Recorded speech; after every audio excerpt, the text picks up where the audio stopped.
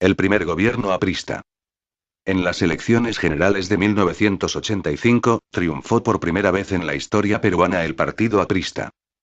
Su candidato Alan García se convirtió, a los 36 años de edad, en el presidente más joven elegido democráticamente en la historia peruana.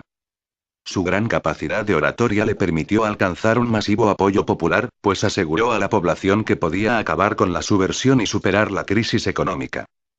Para enfrentar el avance de la subversión, aumentó el presupuesto militar y reorganizó las fuerzas de seguridad, fusionando la Guardia Civil, la Guardia Republicana y la Policía de Investigaciones, e integrando a las Fuerzas Armadas en el Ministerio de Defensa. Esta política le permitió al ejército controlar casi el 40% del territorio nacional a través del establecimiento de comandos político-militares en las zonas declaradas en emergencia. La crisis económica de su gobierno.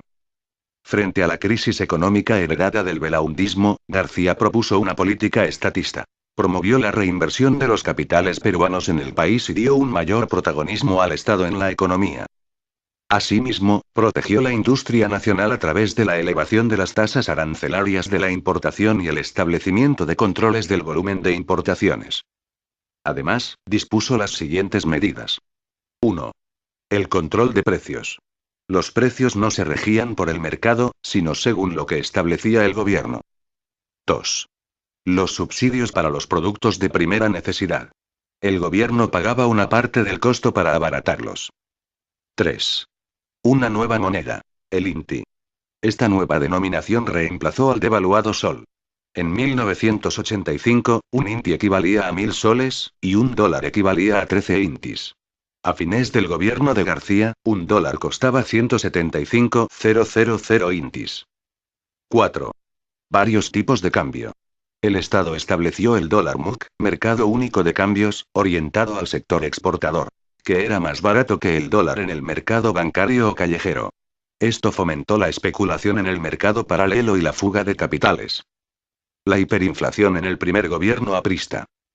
Frente al problema de la inflación, García tuvo resultados iniciales positivos, pues llegó a reducirse hasta alcanzar el 60% anual.